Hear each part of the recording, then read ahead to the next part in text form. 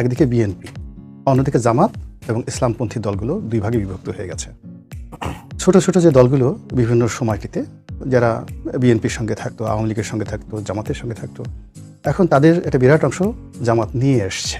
BNP মাঠে কার্যত একা, হাতে গোনা 2-4টা ছোট ছোট দল আছে, এরাও আলটিমেটলি 2-3 মাস পর যদি এভাবে থাকে তারা থাকবে না, তারা জামাতের সাথে চলে আসবে। পরিস্থিতিটা হলো, এটা রিয়েলিটিটা বিএনপি লোকজন বুঝতে পেরেছে। ফলে সংঘাতটা অনিবার্য। বিএনপি এবং জামাতের যে সংঘাত, রাজপথের সংঘাত, এটা একেবারে অনিবার্য। এগুলো 1। 2 নম্বরে হলো যে আমাদের 1991 সন থেকে আজ অবধি 35 থেকে 36 বছর দুটো রাজনৈতিক দল তারা মনে করছে ঠিক আমেরিকার মতো বা ইংল্যান্ডের মতো যে এই পুরো বাংলাদেশটাই তাদের, নয় বিএনপি নয় আওয়ামী লীগ। বাকি যে রাজনৈতিক দলগুলো তারা অক্সিলারি ফোর্স হিসেবে বা সাহায্যকারী শক্তি হিসেবে তাদের তাবেদার হিসেবে থাকবে। তারা হাসতে বললে হাসবে, কাঁদলে বললে কাঁদবে। এটা হলো স্বাভাবিক।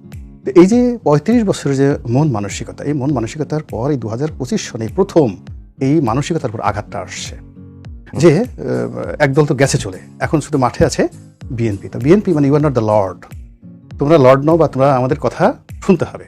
তো এই প্রথম রাজনৈতিক দলগুলো দাঁড়িয়ে আছে। এই গেল 1। 2 নম্বর হলো যে আরেকটা, আপনি চিন্তা করেন যে একেবারে খোলামেলাই বলি, আপনি ধরেন এই যে আমরা তালেবান বলি, তালেবান কি ছাত্র।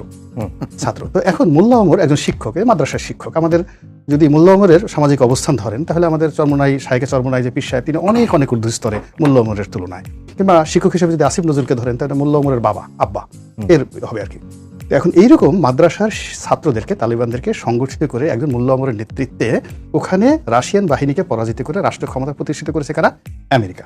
আপনি যদি ধরেন আমাদের ডক্টর মোহাম্মদ ইউনূস, এত বিশ্ববিখ্যাত একজন মানুষ, হ্যাঁ, তার সঙ্গে সঙ্গে অন্যান্য যারা আছে, এবং এই যে ছাত্ররা যাদেরকে তাচ্ছিল্য করছি, ছাত্র বলে, শিশু বলে, আপনি যদি আফগানিস্তানের তালেবান ছাত্রদের চিন্তা করেন সেই তুলনায় এরা ইউনিভার্সিটির ভাইস চ্যান্সেলর এক একজনে। তো এর পিছনে যে আমেরিকার যে শক্তিটি আছে, সেই শক্তিটা নিয়ে যে পোলারাইজেশন হচ্ছে, আমাদের সিনিয়র যারা রাজনীতিবিদ নেতৃবৃন্দ রয়েছেন তারা এখন ওইটার ওজন করতে পারেননি।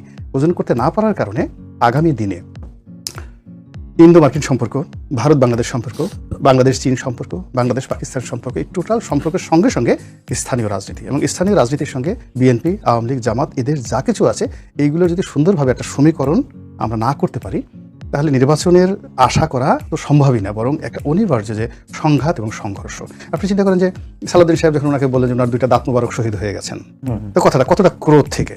আবার যখন তারেক রহমান সাহেবকে দিয়ে বুয়েটের মতো জায়গাতে, ঢাকা বিশ্ববিদ্যালয়ের মতো জায়গাতে যে অশ্লীল অশ্রাব্য স্লোগানগুলো হয়েছে, এটা বাংলাদেশে কখনো হয়নি। আবার এটার এগেনস্টে বিএনপির নেতাকর্মীরা যে সকল স্লোগান দিচ্ছে তাও বাংলাদেশে কখনো হয়নি। ফলে কি হচ্ছে দেখেন, যে কোনো একটা মানে শারীরিক আঘাত করার আগে মানুষ চোপা চালায়, মানে মুখ চালায়, মুখে যত সব গালাগালি করে। এই যে গালাগালিগুলো হচ্ছে, এটা হলো প্রত্যেকটা লোক তার হাতকে শক্তিশালী করছে, বুক ডাউন দিচ্ছে, যে আপনার সঙ্গে কুস্তি লড়ার জন্য, আপনার নাক ফাটানোর জন্য, আপনাকে মার দেওয়ার জন্য তারা রেডি হচ্ছে, এবং সেই জিনিসটা বুঝতে